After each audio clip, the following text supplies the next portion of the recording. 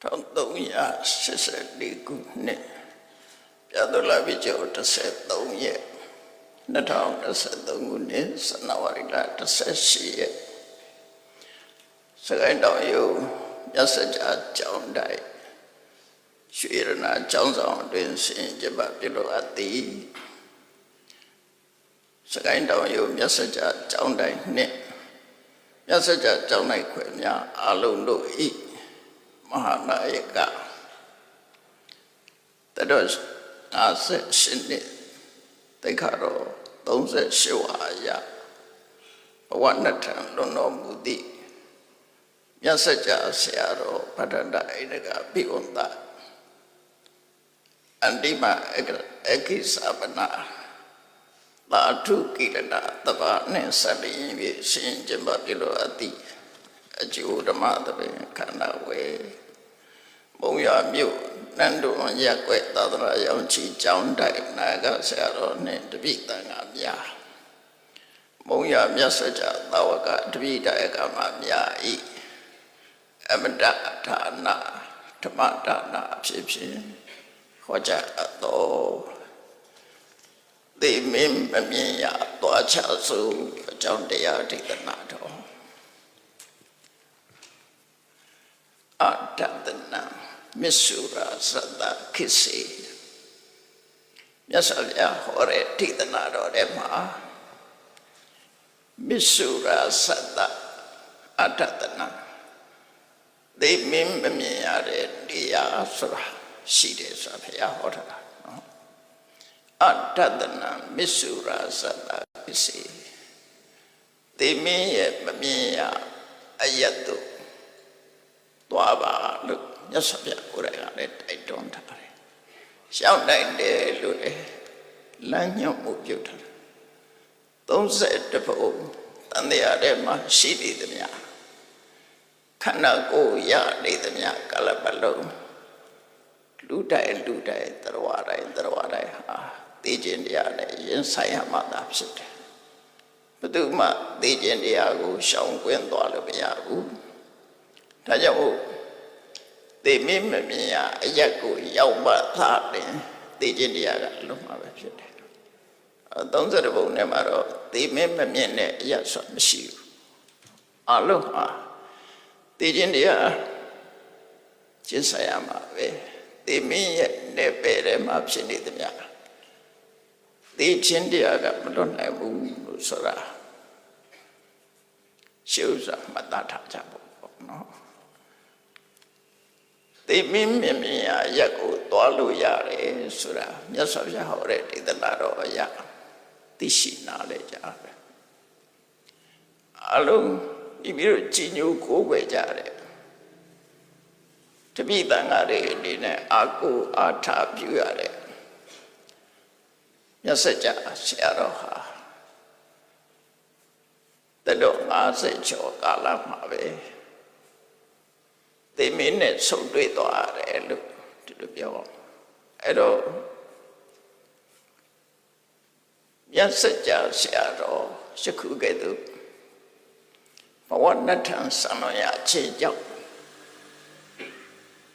မြတ်စကြာဆရာတော်ရဲ့တပည့်တရားရကမသာဝကတိအနေနဲ့ဆုံးရှုံးနစ်နာမှုတစ်ခုရှိကြတယ်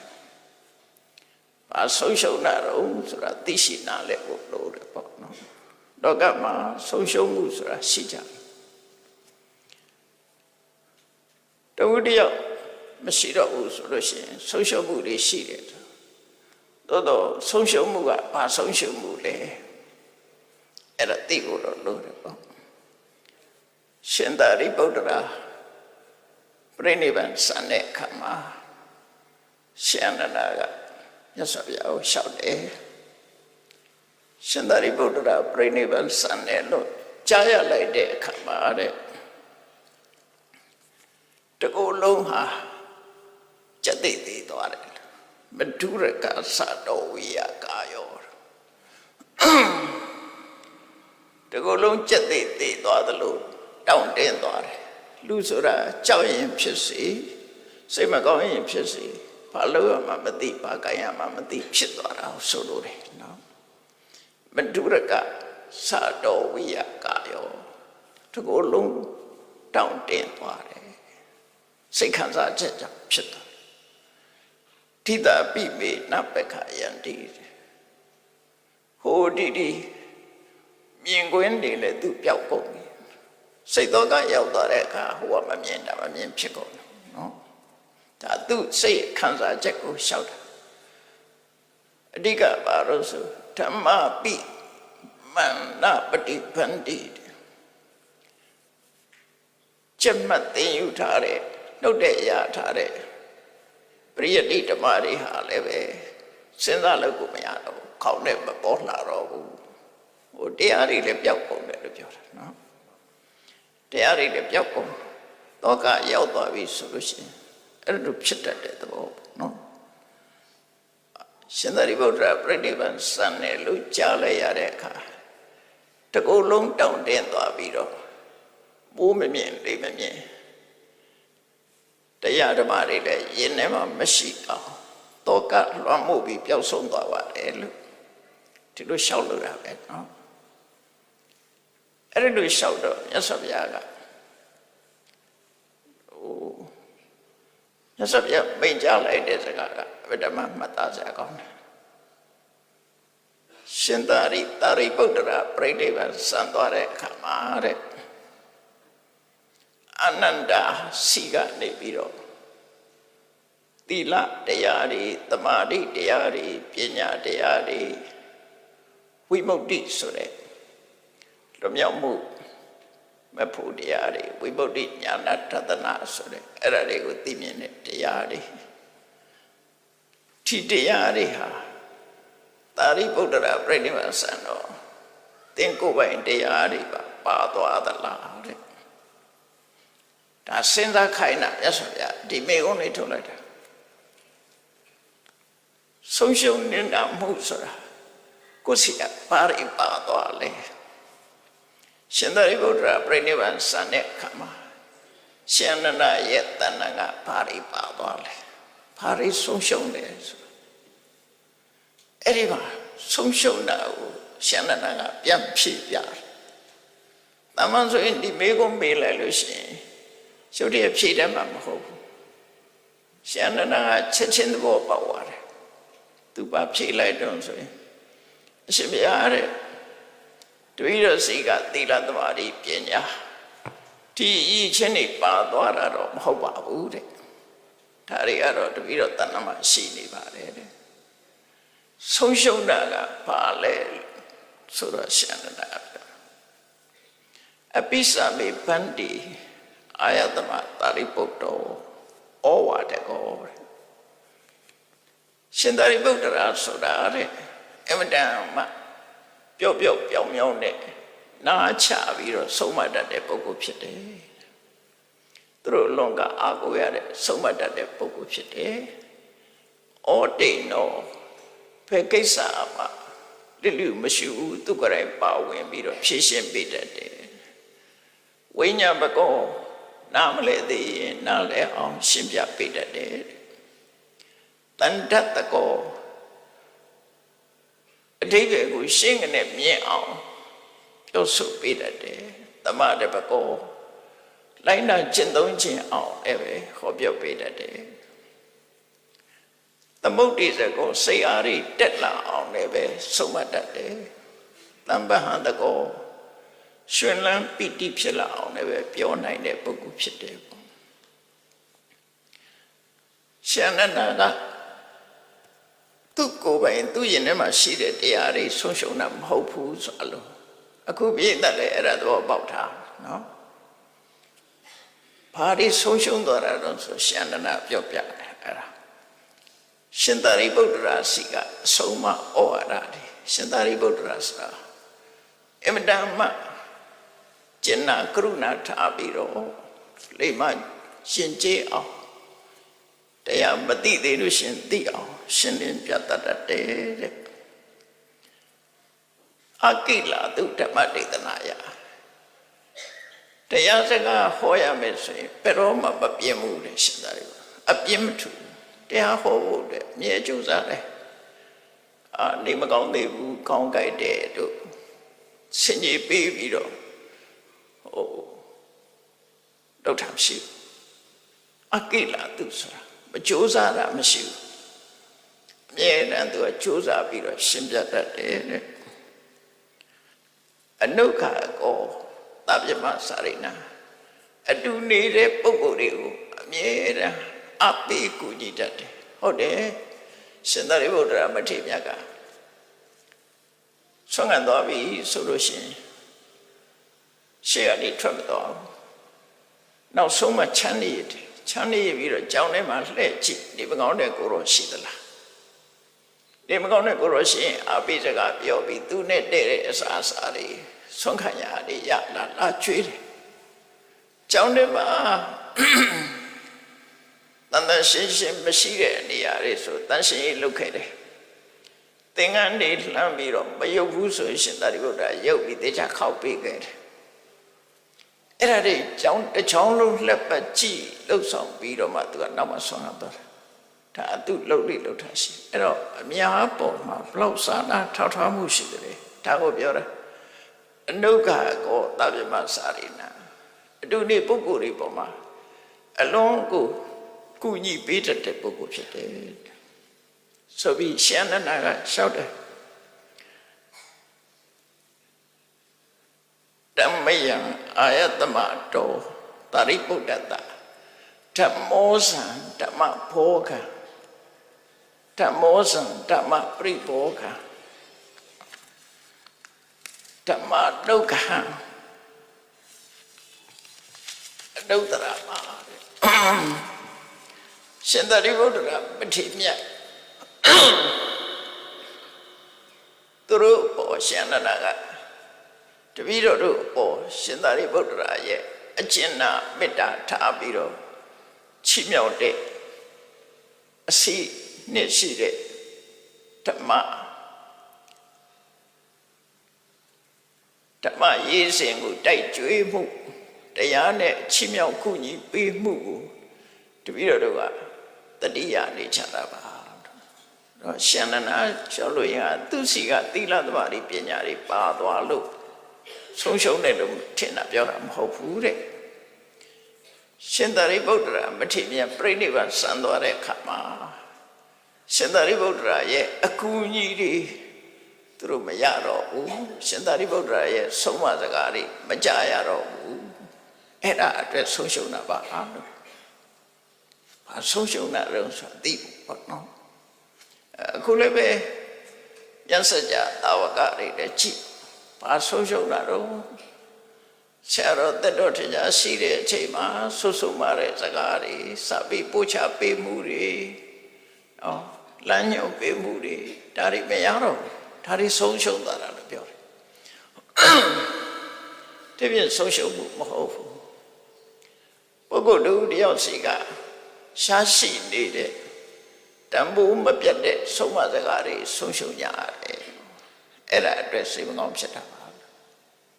တော့မြတ်စွာဘုရားမေးလိုက်တဲ့မိကုံးကလည်းမတန်ကောင်းတယ်ဆုံးရှုံးသွားတဲ့ဘဝနဲ့တံပြန်လွန်သွားတဲ့သို့မဟုတ်ပြိဋိဘံစံသွားတဲ့ရှင်သာရိပုတ္တရာနောက်ကိုယ်တန်တန်ကတရားတွေပါသွားတာမဟုတ်ဘူးသို့တော့ရှင်သာရိပုတ္တရာကချီးမြှောက်တဲ့အချက်တွေကိုမရတော့အဲ့ဒါအတွက်စိတ်မကောင်းတာပါလို့အဲ့တိုင်းပဲအခုဆုံးရှုံးတယ်ဆိုတာဘာဆုံးရှုံးတာတော့ဆိုတာသိဖို့လုပ်တယ်ပေါ့နော်အဲ့ဒီဆုံးရှုံးမှုကတော့ပြန်မရတော့တဲ့ဆုံးရှုံးမှုကိုသူတို့ခေါ်ရမှာပုဂ္ဂိုလ်စီကတိုက်ရရတဲ့ဆုံးရှုံးမှုမရနိုင်တော့ဘူးသို့တော့တတော်ဆရာရှိတဲ့အချိန်ကာလတုန်းကဆုံးမဩဝါဒပေးခဲ့တာလေစာပေပို့ချပေးခဲ့တာလေရှင်းလင်းပြသပေးခဲ့တာလေဒါတွေကိုတော့ပြန်လဲပြီးတော့ကျမ်းနာလို့ဖော်ထုတ်လို့တော့ရနိုင်တယ်ပေါ့ပုဂ္ဂိုလ်တယောက်မရှိတော့ဘူးဆိုဆုံးရှုံးမှုကအဲ့ဒါပဲဥဆောင်မှုပေးတာလေမရှိတော့ဘူးဆုံးရှုံးသွားပြီလို့သူဆိုလို့ဒါကဘဝမှာကြုံရတဲ့လူတိုင်းကြုံရမယ်အခက်အခဲတစ်ခုပေါ့ ဒါပြန်ဟုတ်ပြီဘာဖြစ်လို့ဆုံးရှုံးကြတာလဲလူရဲ့အသက်ဆိုတာကိုဘယ်တော့မှထာဝရဆိုတာမရှိဘူးနော်အဲ့တော့မြတ်စွာဘုရားဟောတဲ့အဆုံးအမစကားလေးကိုနားထောင်ကြည့်အနိမိတ်တပဋိညာဏံမစ္ဆာနာဣဒစီဝိတံကတိရိဉ္စပရိတိဉ္စတင်္စဒုက္ခိနတန်ယုတံတန်လတုတ်တံမြတ်စွာဘုရားဟောထားတယ်အသက်ရှင်နေတဲ့ပုဂ္ဂိုလ်ရောကြည့်လိုက်ကိုယ်အသက်ကိုရရှိထားတဲ့ပိုင်ဆိုင်ထားတဲ့ဆိုတဲ့အသက်ဆိုတဲ့စီဝိတဟာတဲ့အနိမိတ်တာမျက်ခြေပြအရေးရောင်ပြပြီးဆိုင်ငံထားလို့မရတဲ့အရာဖြစ်တယ်အခုမသိနဲ့အောင်စောသေးတယ်လှုပ်ရှားလေးရှိသေးတယ်ဆိုပြီးပြပြီးတားလို့မရတဲ့အရာဖြစ်တယ်ပေါ့နော်အနိမိတ်တာဆိုဆိုင်ပြပြီးတော့တားလို့လည်းမရဘူးအရေးခြေပြထားလို့လည်းမရဘူးအနိညာတံဆိုတာဘလို့နေရမယ်ကိုရထားတဲ့အသက်လေးဟာဘယ်နှစ်နှစ်နေရမယ်ဆိုတာမသိနိုင်ဘူးသူကမသိနိုင်မသိနိုင်တဲ့အရာတွေကစီဝိတံဗျာတိကာလောစတေဟနိခိပနဂတိပစ္စိတိစီဝလောကသမိအနိမိတ်တာနန္ဒယတိအမတ်သင်္ကေတချမှတ်ထားတာမရှိသည့်အတွက်ကြောင့်လူရဲ့အသက်ဟာဘယ်နှစ်နှစ်နေရမယ်ဆိုတာသူကမသိတယ်ဘာယောဂနဲ့သိမယ်ဆိုတာလည်းမသိဘူးဘယ်ချိန်ဘယ်ကာလမှာသိမယ်ဆိုတာလည်းမသိဘူးဘယ်မှာကိုယ်ခန္ဓာကိုမြုပ်နိုင်ရမယ်တင်ညိုရမယ်ဆိုတာလည်းမသိဘူးဘယ်ဘဝရောက်မယ်ဆိုတာလည်းမသိဘူးမသိရတဲ့အရာကဘယ်သူမှမသိနိုင်ဘူးတဲ့ဟာနော်မသိနိုင်တဲ့ဟာတွေပေါ့အဲ့ဒီလိုလူရဲ့အသက်ဆိုတာအနိညာတံဘယ်ရေးပဲဗျာနေရမယ်ဆိုတာမသိဘူးအဲ့တော့ဒီနေရာမှာလူအသက်လို့ပြောတာအတိပ္ပယ်တစ်ခုကြည့်ပဲဆိုရင်တော့စတုမာရေနတ်တေဆိုလို့ရှိရင်သူတို့တတန်နဲ့ဆိုရင်အနည်း900တတန်သမတ်ချက်ရှိလူတွေမှာတော့အဲ့ဒီလိုပုံသေးသမတ်ချက်မရှိဘူးအာယုပမာဏကဏနာယနိမောနတ္ထိဆိုပြီးတော့လူတွေရဲ့တတန်ဆိုတာသတ်မှတ်ထားတာမရှိဘူးရှေးဘုံရချုပ်အောင်ပြောတာဘာလို့လို့ဆိုရင်ကံသာလေးပဓာနာဖြစ်လို့ပဲကံမောမှာမူတည်နေရတယ်ဒါဝိဒ္ဓနတ်ပြည်ဆိုရင်သူတို့အရေးအတွက်နဲ့နှစ်ပေါင်း1000ဆိုတာသူတို့သတ်မှတ်ချက်ရှိတယ်လူတွေမှာအဲ့လိုသတ်မှတ်ထားတာမရှိဘူးလို့ဒါကြောင့်မို့အနိမိတ်တအနိမိတ်တမနိညာတံမစ္ဆာနာဣဒစီဝိတံဒီတော့ကမှာလူတွေရဲ့အသက်ဆိုတာတဲ့ဆိုင်ပြပြီးတော့တားလို့တဲ့အရေးရောင်ပြထားလို့လည်းမရဘူးဘယ်လောက်နေရမယ်ဆိုတာလည်းမသိနိုင်ဘူးတဲ့မသိနိုင်အောင်နဲ့လားလို့ဆိုကတိရိဉ္စပရိတိဉ္စဒီအသက်ရှိဖို့အတွက်အတမခက်ခဲတယ်တမန်အပြင်လူတွေကအသက်ရှင်မှုလွယ်တယ်လို့ထင်ကြတယ်သို့တော့အသက်ရှင်မှုအတွက်အလုံးကိုခက်တယ်ဘာဖြစ်လို့ခက်တာတော့လို့ဆိုအသက်ဟာအသက်ဆိုတဲ့စီဝိတဟာသူ့အတူယက်တိနိုင်ဆိုတာမရှိဘူးယက်တိနိုင်ဆိုတာမရှိဘူးသူကဘယ်ပေါ်မှာမိနေရတော့လို့ဆိုလို့ရှိရင်ထွက်လေးပေါ်မှာမိနေရတယ်ဝင်လေးပေါ်မှာမိနေရတယ်အသက်မရှိနိုင်တဲ့သေးတာပဲလေ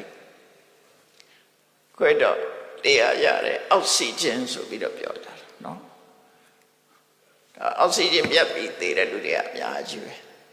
ဒါကြောင့်မို့လူရဲ့အသက်ဆိုတာအသက်ရှူသွင်းခြင်းနဲ့ပတ်သက်တယ်သက်ရှူထုတ်ခြင်းနဲ့ပတ်သက်နေတယ်အဲ့ဒီပေါ်မှာမိပြီးတော့ယက်တည်နေရတာအသက်မရှူနိုင်ဘူးမဆိုင်နိုင်ဘူးဆိုရင်သိသွားမယ်လို့ပြောတာနော်အကြောင်းပေါင်းအများကြီးရှိတယ်အသက်ရှူတာကအကြောင်းတစ်ခုသာလည်းဖြစ်တယ် နောက်အကြောင်းတွေကပါတော့ဆိုဓာတ်၄ပါးကိုမိပြီးတော့နေရတယ်ပထဝီအာဘောတေဇောဝါယောဆိုဓာတ်ကြီး၄ပါးအဲ့ဒီဓာတ်ကြီး၄ပါးမြတ်တာညီညွတ်နေမှလူဟာအသက်ရှင်နိုင်တယ်ဒါမို့ဆိုအသက်ရှင်နိုင်မှုပဲဒီနေ့မှာပထဝီဓာတ်ဖောက်ပြန်သွားလို့ရှိရင်လူတစ်ကိုယ်လုံးဟာမာတောင့်သွားတယ်အဲ့ဒါကိုစာပေကျမ်းမှာကဋ္ဌမုခမွေကြိုက်ခံရတယ်လို့သုံးတယ်နော်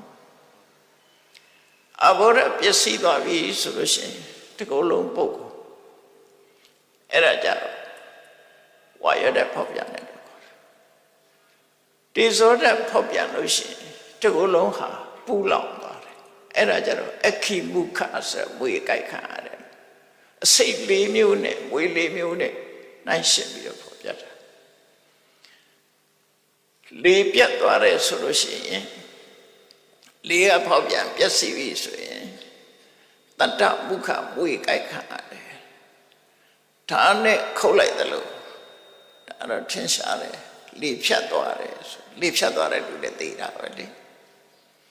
အဲ့တော့ဓာတ်ကြီး၄ပါးကိုမြည်ပြီးတော့နေရတဲ့အခါကျတော့ဓမ္မခက်ခဲတယ်သက်ရှင်မှုတွေအနေကပစ္စယပฏิပတ္တဩဒိတောအကြောင်းမျိုးမျိုးနဲ့ပတ်သက်ပြီးသက်ရှင်နောက်တစ်ခုကဘာလို့ဆိုအစာစားရမှသက်ရှင်တယ်အစာမစားရရင်လည်းသိနိုင်တယ်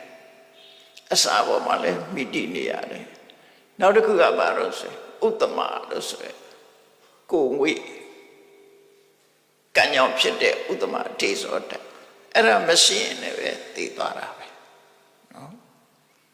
နောက်တစ်ခုကဝိညာဏ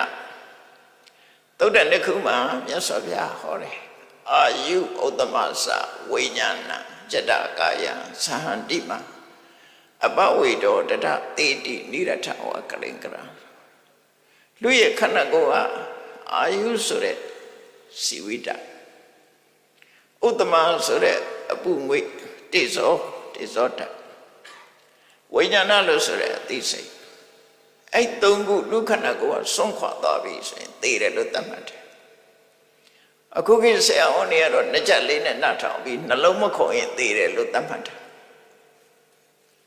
မြတ်စွာဘုရားသတ်မှတ်ပုံကအဲ့လိုမသတ်မှတ်ဘူးအဲ့ထဲမှာတခါတည်းဝိညာဏဆိုတာမရှိတော့လည်းပဲအသိစိတ်မရှိတော့လည်းပဲ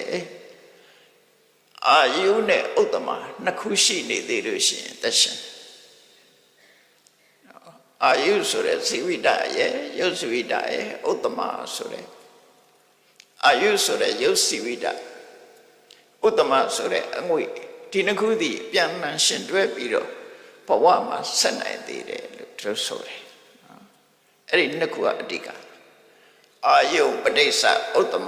တမပဋိစ္စအာယုအချမ်းချင်းအပြန်အလှန်ရှင်တွဲပြီးတော့သက်ရှင်မှုရတယ်ဝိညာဉ်ဆိုတာအသိစိတ်ပျောက်သွားတော့လည်းပဲမသိဘူးတမာရိစွမ်းနဲ့ဖြောက်ထားတဲ့ရှိတယ်နိရောဓသဘာဝဝိဇ္ဇာရဲ့အသိစိတ်မရှိတော့နော်နောက်ဆံရစွမ်းနဲ့ဘဝမှာပျောက်သွားတာအသိဉာဏ်တတ်ဖို့ဆိုရင်ဝိညာဉ်မရှိဘူးသက်ရှင်အဲ့တော့နှစ်ခုနဲ့အသက်ရှင်နေတာလည်းရှိတယ်ပေါ့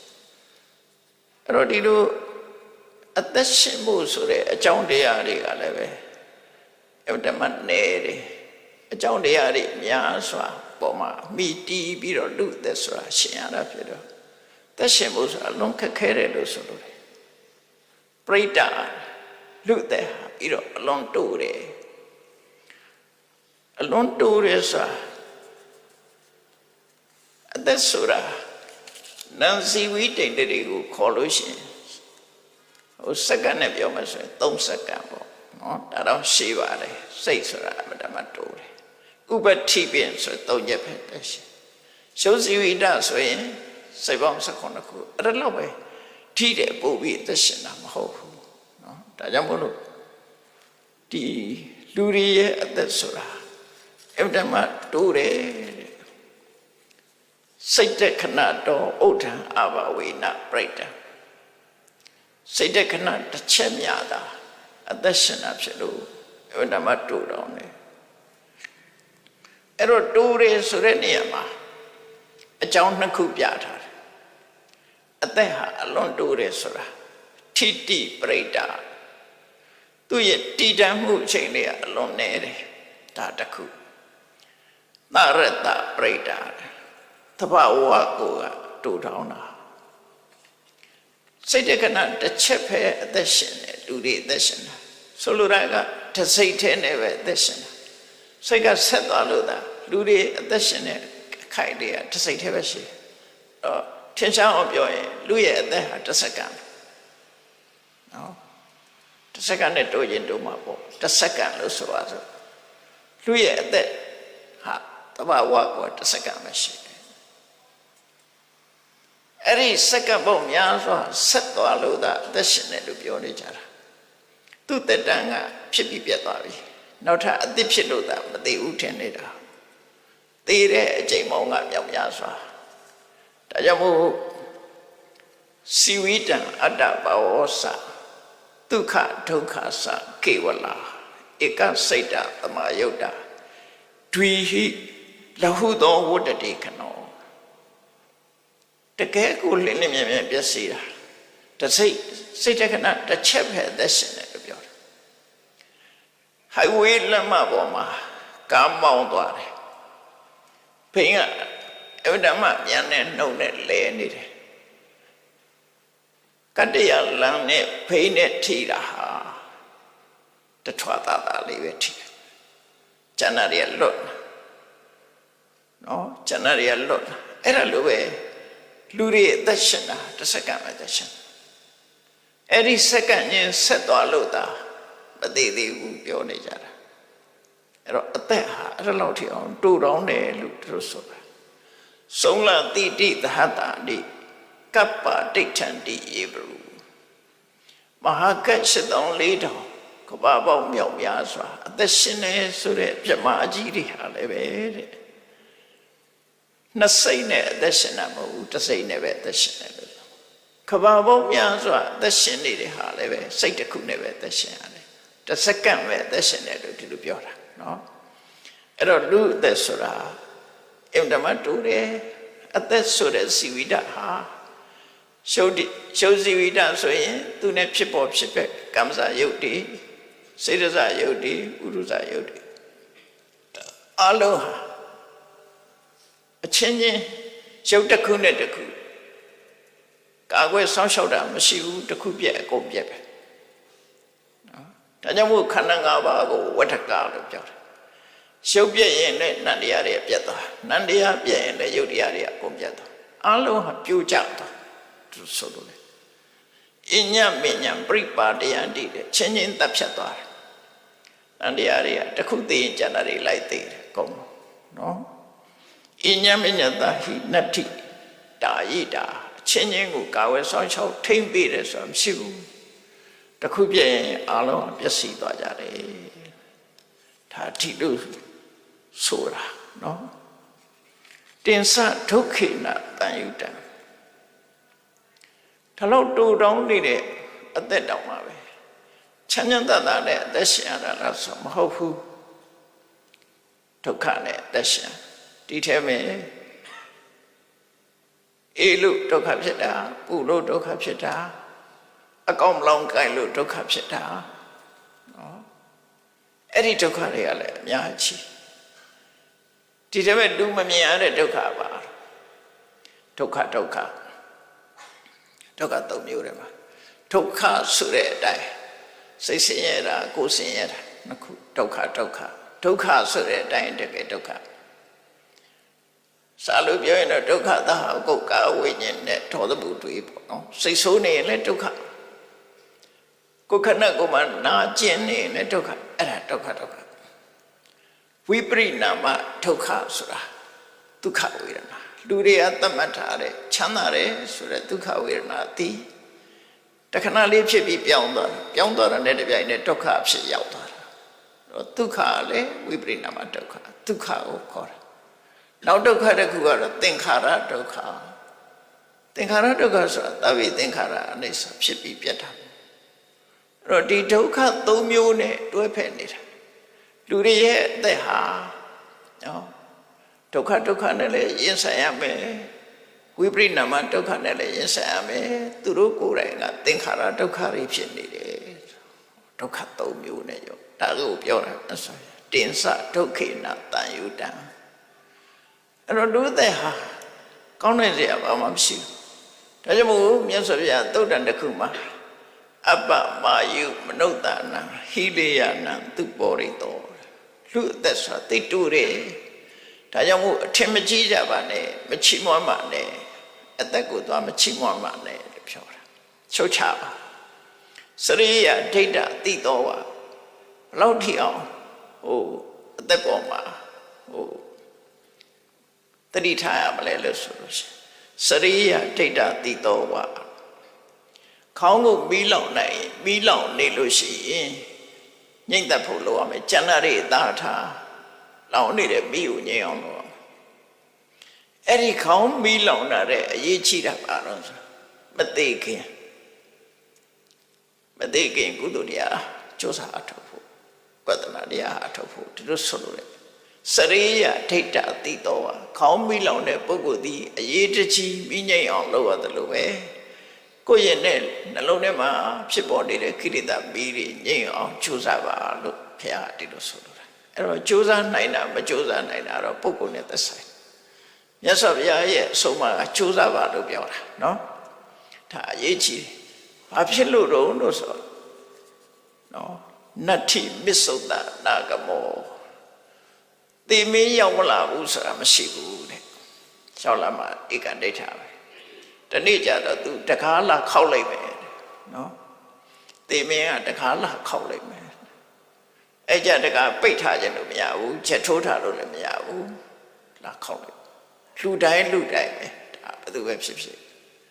တိမင်းရဲ့တကားခောက်ပြီးတော့တကားဖွင့်ခိုင်းတဲ့အချိန်ဟာပဲကြရင်ရောက်လာမယ်ဒါပြောတာနတ္ထိမစ္ဆုတ်တနာဂမောသိခြင်းတရားရဲ့မရောက်လာတာဆိုမရှိဘူးတဲ့ဣစ္ဆယန္တိဟောရတာဘယ်တော့ရောက်လာမှာတော့ဆိုနေရညတွေကကုန်းနေတာပဲအခုဆိုနော်2023ခုနှစ်ထဲရောက်လာပြီမကြခင်ကုန်းသွားတော့မှ2022ခုနှစ်ကုန်းသွားပြီဗမာသက္ကရာ1384ခုထဲမှာမကြခင်85ရောက်တော့မယ်နေ့ရရက်တွေဟာလင်းမြန်တဲ့အဟုန်နဲ့ကုံဆုံးကြော့ဖြတ်နေတာဖြစ်တယ်ဣစ္ဆယန္တိဟောရတာစီဝိတံဥပါရုစတိအချိန်သာကုန်တာမဟုတ်ဘူးအသက်ကလည်းချုပ်နေတာချုပ်ပါများဟိုကဗျာလေးလို့ပေါ့ဘသူရေးရတော့မသိဘူးနော်တနေ့ကွယ်သေနေတို့တခါကူမသိဘူးမထင်လိုက်ပါနဲ့နေကွယ်တာအကျိန်များလေလားသေနေရတခါသွားရလိုက်မယ်ဒါမရဘူးနေတဲ့နေရကွယ်နာလေထွက်လာလိုက်ဝင်သွားလိုက်ထွက်လာလိုက်ဝင်သွားလိုက်အဲ့ဒီလိုနေကွယ်ပေါင်းများလာလို့ရှင်သိဆုံးသွားကြမှာပဲတဲ့ကိုအလောကကြီးထဲမှာအဲ့ဒါဆိုလို့တယ်အဲ့ဒါကိုမြတ်စွာဘုရားဟောတာစီဝိတံဥပါရုစတိအာယုခေတိမစ္ဆနံကုဏတိဝဩရကမြင့်ငယ်လေးချောင်းလေးထဲမှာအိုင်လေးထဲမှာရှိတဲ့ရေတွေလိုပဲတဲ့တနေ့ပြီးတနေ့တနေ့ပြီးတနေ့ခမ်းသာသွားတာရေမတိုးတာနော်ချောင်းတွေကအိုင်တွေကရေတွေဟာတဖြည်းဖြည်းခမ်းသွားတာသာရှိတယ်ပိုးလာတာမရှိဘူးအဲ့ဒါတို့ရဲ့သူ့ရဲ့အသက်ဟာလေတနေ့ပြီးရင်တစ်ခါခမ်းသွားပြီတနေ့ပြီးရင်တစ်ခါဆိုလိုတာကတိုင်းထားပြီဆိုလို့ရှိရင်တိပိယစမှလာတဲ့အတိုင်းဆိုနော်ရှက်ကန်းရက်တဲ့အခါမှာအတိုင်းအဖောက်စာချီရှိတယ်နော်ရှက်ကန်းတစ်ချက်ခတ်လိုက်တာနဲ့တိုးသွားတစ်ချက်ခတ်လိုက်တာနဲ့တိုးသွား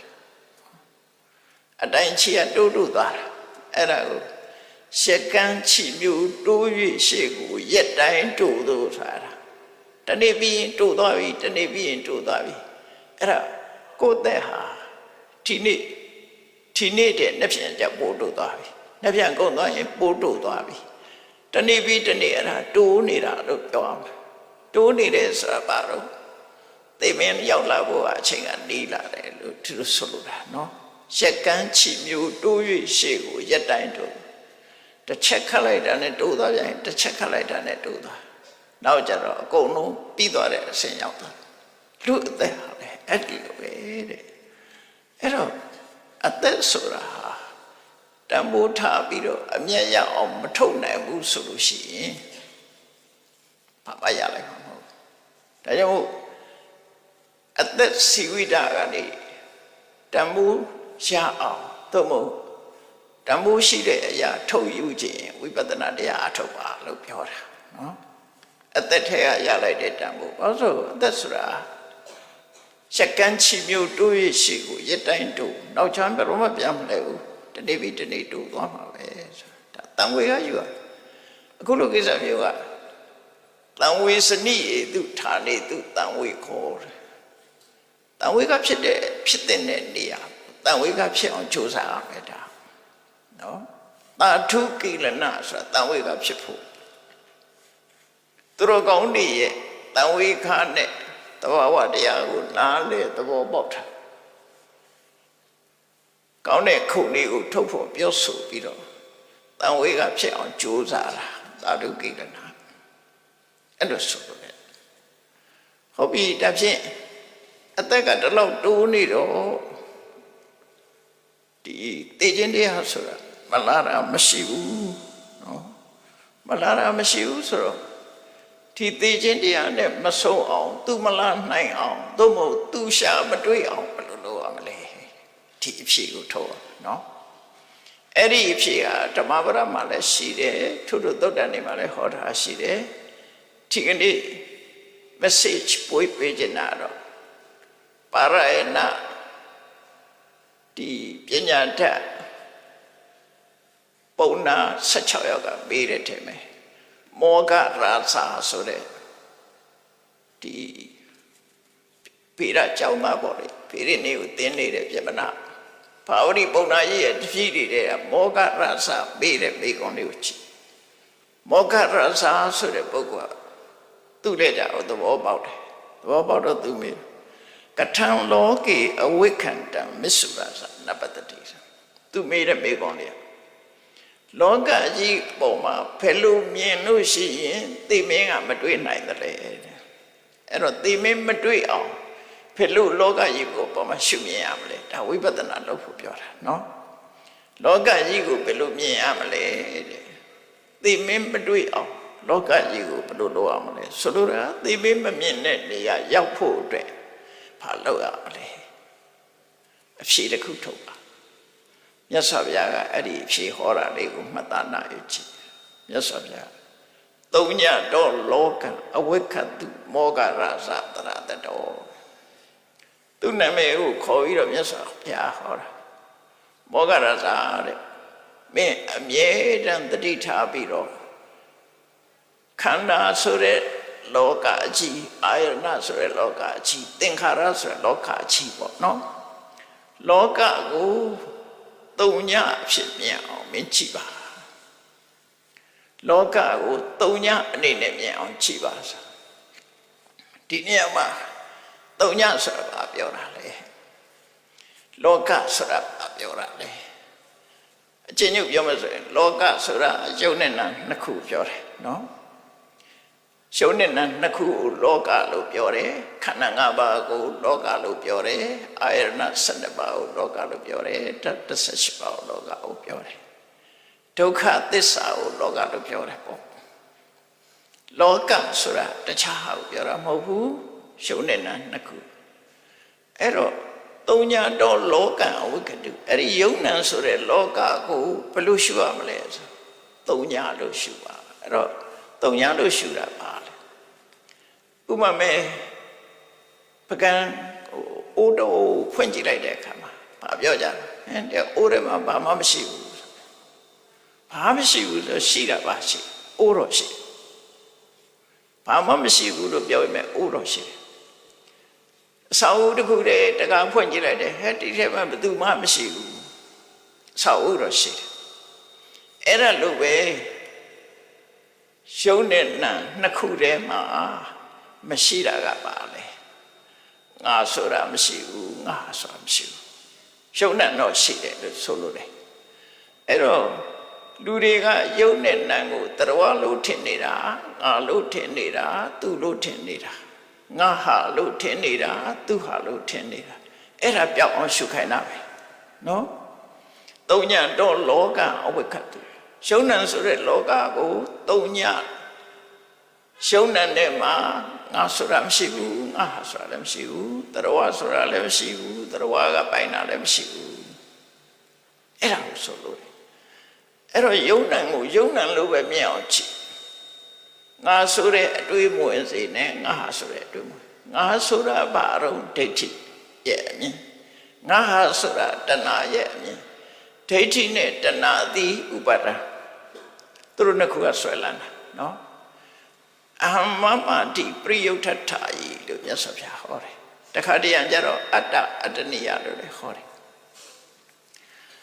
ရှုံးနံကိုငါလှုပ်တာ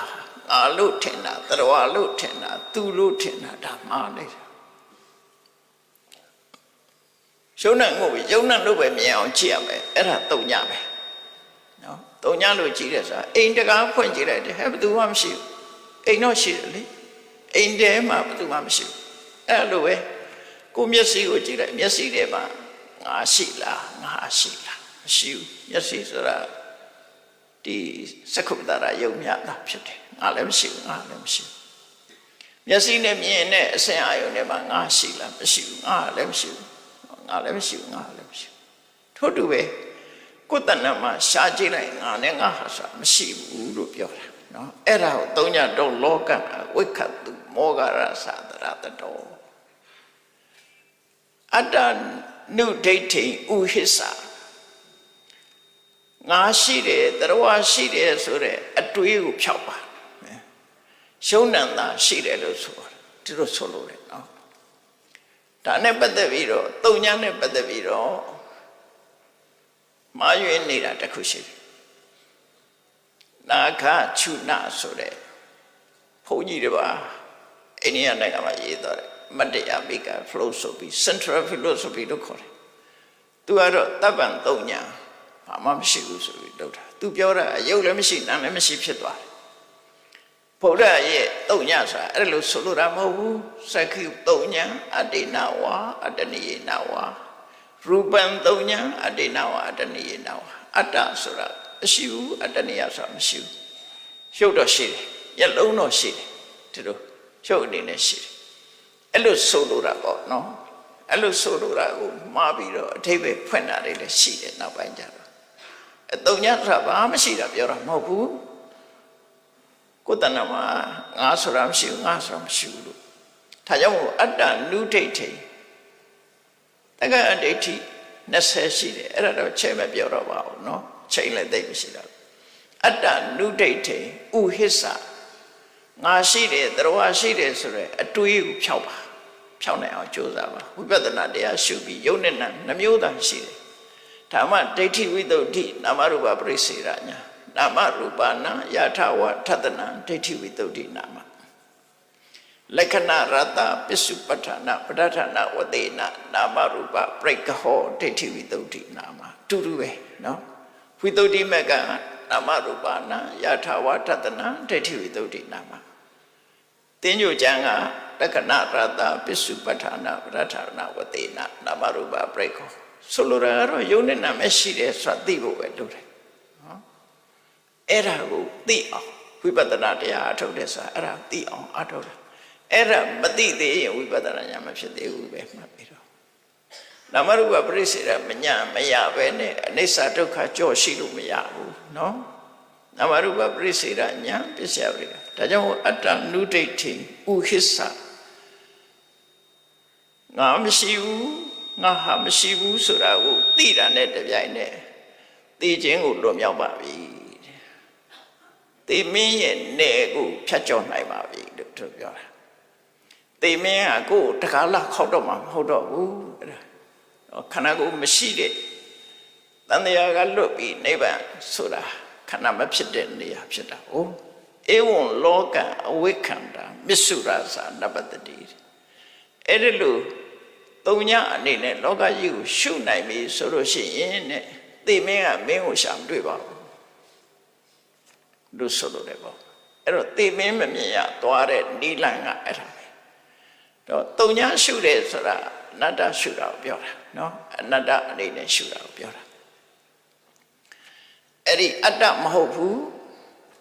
ရှုံးတာတသက်များတာဖြစ်တယ်ဆိုတဲ့ဒီရှုတာအဲ့လိုရှုတတ်တဲ့အခါကျတော့ဘာဖြစ်လာတော့လို့ဆိုရင်ကြည့်ရမှာရှုဖို့ရှုနည်းတွေအများကြီးပဲသူက6မျိုးနဲ့ရှုတာရှိတယ်12မျိုးနဲ့ရှုတာရှိတယ်အဲ12မျိုးရှုပုံလေးကိုအချင်းချင်းပြောပြနော်ရှုံးတဲ့နာ2မျိုးကလွယ်ပြီးတော့တတဝါဆိုတာမရှိဘူးနော်စီဝဆိုတာမရှိဘူးလူဆိုတာမရှိဘူးတတဝါဆိုတာမရှိဘူးအမျိုးသမီးဆိုတာမရှိဘူးအမျိုးသားဆိုတာမရှိဘူးအတ္တဆိုတာမရှိဘူးကိုပိုင်ဆိုင်တဲ့အတ္တနိယဆိုတာလည်းမရှိဘူးနာဟံငါလည်းမရှိဘူးနာမမငါလည်းမရှိဘူးနော်နာကောစိဘသူ